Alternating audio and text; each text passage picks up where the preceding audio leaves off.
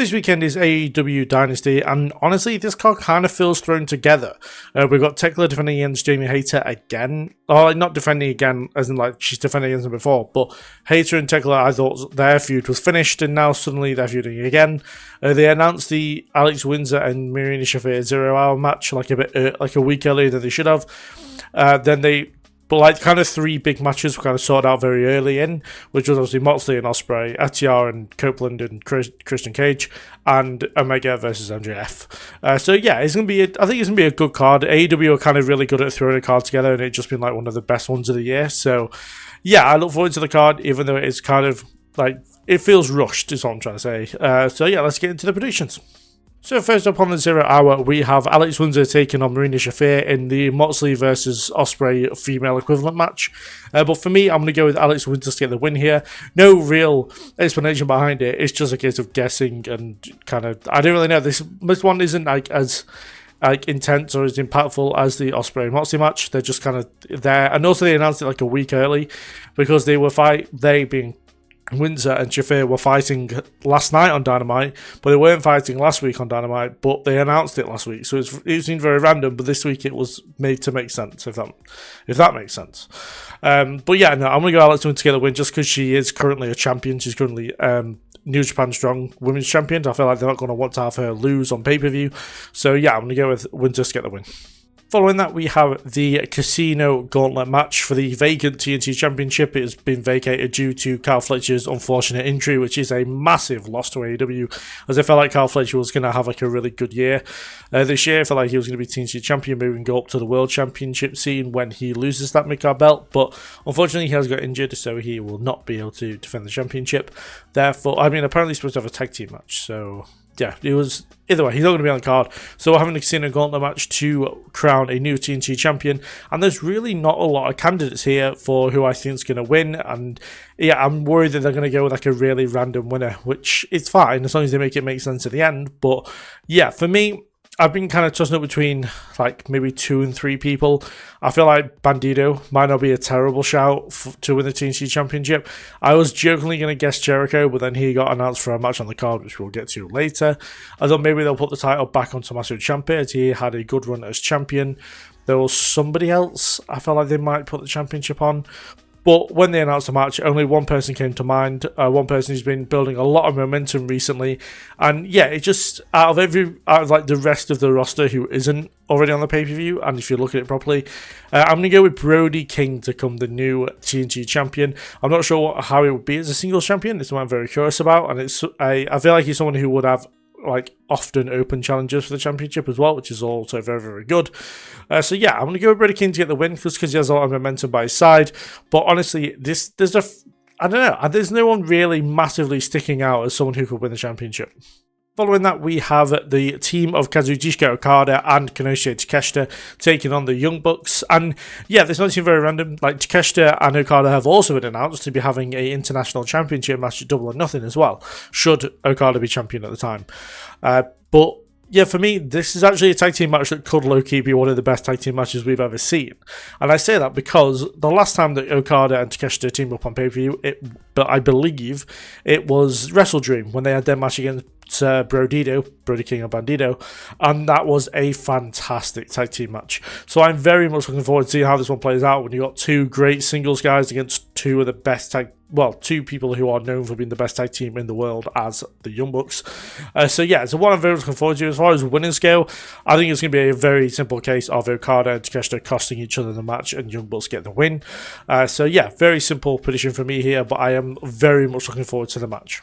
After that, we have Chris Jericho taking on Ricochet, which is a match that was only put together tonight, but Chris Jericho had like an open challenge or an open contract for someone for him to face at Dynasty, and Ricochet was who he chose. And yeah, for me, very, very simple prediction here. Chris Jericho is going to win this match. Match quality, I'm interested to see what Jericho's going to be like. He's not wrestled in a year, so I'm wondering how he's going to be in ring. I can't imagine he'll be terrible. He is Chris Jericho after all. But yeah, I think Ricochet's a really good opponent for him because he can kind of throw himself around for Jericho should he be struggling. I don't know why he would be, but just in case. But yeah, for me, Chris Jericho is never going to lose his first match back after a year. And so yeah, unfortunately Ricochet is going to take another loss. But I mean, losing to Chris Jericho isn't exactly going to be a bad thing. After that, we have Darby Allin taking on Andrade El Idolo. And yeah, for me, again, it's a very simple prediction. I don't know, like, I feel like I'm going almost too simple with these predictions. But I feel like Darby Allin's going to get the win here. There is a World Championship match at stake, only for if Darby wins. If Darby wins, he gets a world title match. If Andrade wins, then he just wins, which seems a bit unfair on Andrade. But yeah, for me, it just makes the most sense that they give the win here to Darby Allin. I feel like he's been due a world title match for a while now. You would have thought he was going to challenge Jon Moxley for the world championship while he was champion, but he was too busy climbing a mountain. So yeah, no, for me, it's going to be Darby Allin to get a win here and his world title match, and then he loses it again, because I don't think Darby Allin will ever be a world champion. But that's my personal opinion. I don't know. I know there's a lot of people who really want Darby to be world champion. I'm unfortunately just not one of those people. Not that I don't like Darby Allin, I just don't see him as the right person to be a world champion. So yeah, as much as I'm going to get for him to get the win, I feel like it's going to be him versus whatever Omega versus MJF will be. Either way, that match will be fantastic for the World Championship. But yeah, I'm going to go with Darby to get the win, but I don't think he's going to win the world title. After that, we have Tekla defending the Women's World Championship against Jamie Hayter in a match that seems really randomly get put together once again. I mean, obviously they've had to pivot away from Toni Storm getting a title shot, which I assume this was supposed to be, but Jamie Hayter just feels very lackluster as far as a choice to challenge the world champion, only because they've only just come out of a feud. Like, it doesn't make sense that they had their blow up to their feud, and then a couple of months later they're back feuding again, but for the Women's World Championship. You've got to feel like this is also the wrong direction to step in for the Brawling Birds. They want to establish each other as a tag team and are going to challenge Divine Dominion for the Tag Team Championships. Why would they suddenly pivot and have Jamie Hayter go for a World Championship? I get that Alex Winter would be very babyface here and have her be like, yeah, of course, I'm going to support you going for the World Championship. But, you know, it just doesn't really make much sense. And if it is a pivot, then fair enough. But I feel like they've had enough time to be able to pick a better opponent for Tekla to replace Toni Storm. But yeah, no, for me, it's Tekla to retain here. I can't see Jamie Hayter becoming world champion anytime soon. It feels like she's actually going to be in the tag team division a lot more often. So yeah, Tekla to I don't want to say quite easily. That feels a bit harsh on Jamie Hayter, who is arguably one of the best women on the roster. But yeah, I think it's very straightforward. It's going to be Tekla to retain the championship. Following that, we have FTR defending the World Tag Team Championships against Adam Copeland and Christian Cage in a match that I am very undecided about as far as who and how I want things to go about, who I want to win and all that kind of stuff, because I'm not the biggest FTR guy. I think I kind of find them a little bit boring in ring. I'm going to be honest with you. I can appreciate how good they are, and like there are some matches of theirs that I very much enjoy, but I don't go, oh yeah, I'm really looking forward to this FTR match. I'm just not that kind of guy. But at the same time, I would love to see Christian Cage back with gold around his waist, but I don't want to see Adam Copeland with gold around his waist. So that's it's a bit of an oxymoron, actually, now that they're a tag team. But as far as the winner goes for predictions, I am going with Cope and Cage to get the win. As much as I really hate Adam Copeland so much, I hate the fact I just called him Cope. It's such a cringe-worthy name. Just be called Copeland or Adam Copeland. But yeah, it just feels like they're going to give these two the World Tag Team Championships as soon as possible, so they can have a bit of a run with them before they maybe disappear. Well, before Adam Copeland disappears into the horizon and then Christian Cage can stay and become everyone's father again. That would be awesome. But yeah, I feel like it's very straightforward as far as prediction goes once again. Actually, no, it's not. I feel very harsh saying that. It could go either way, really. But for me, it just screams, like ever since the match was announced, it just screams that Copeland and Cage are going to get the win here. Following that, we have Will Ospreay challenging Jon Moxley for the Continental Championship in a match that I was hoping wasn't going to be for the title.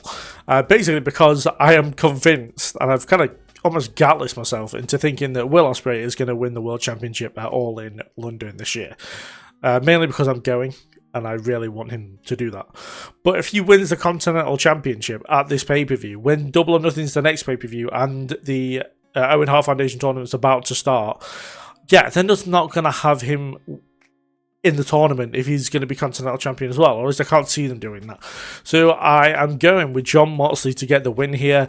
I also think Jon Moxley is going to get the win because Ospreay and United Empire got the win on Dynamite this year, and I have come up with a bit of a theory about how they can have Ospreay lose and still make him look strong, which is the rules of the Continental Championship matches is no one can get involved.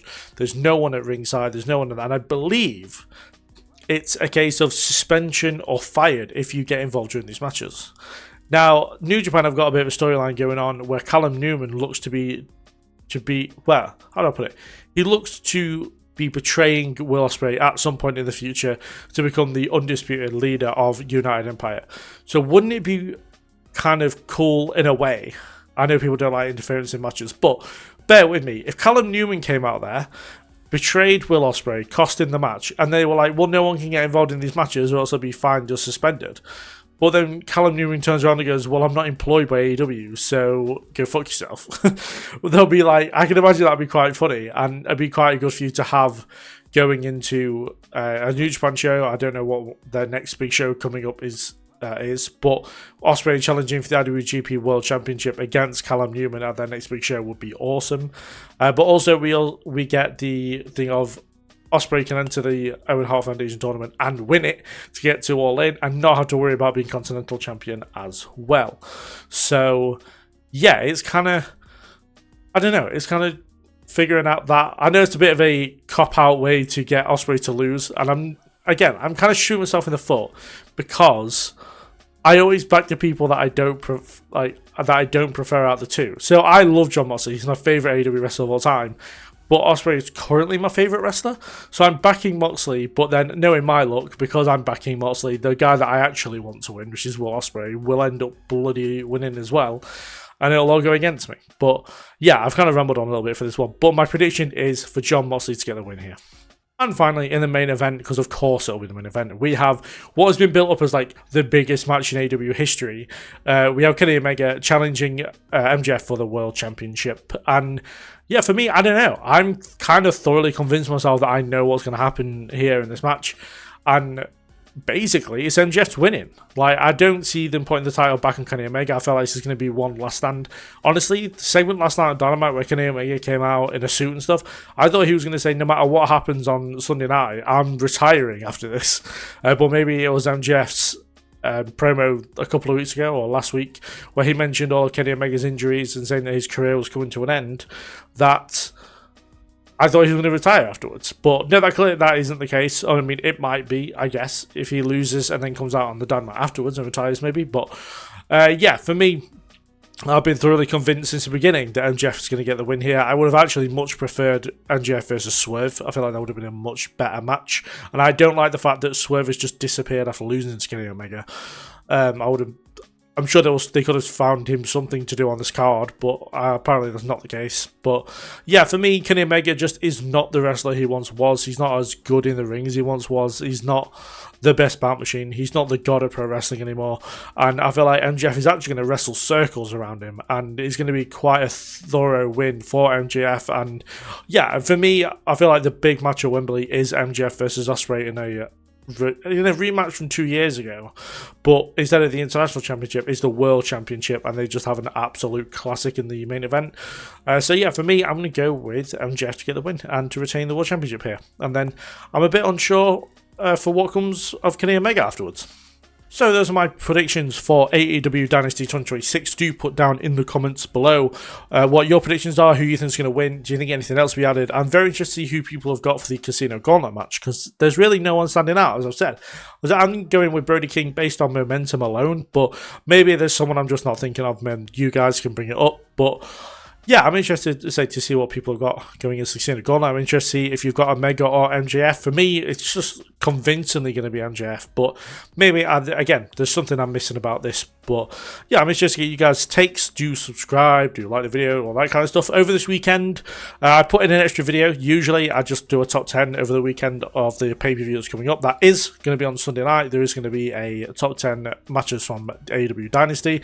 I know there's only been 2 before, but they've been 2 pretty good shows. So I managed to get 10 matches out of both of them, which is pretty cool. But also on the Saturday, the day before Dynasty, I am doing my top 10 WrestleMania main event list video. So do look around for that. Do subscribe so that you can see that on your feed. And yeah, thank you very much for watching, and I will see you guys in the next one.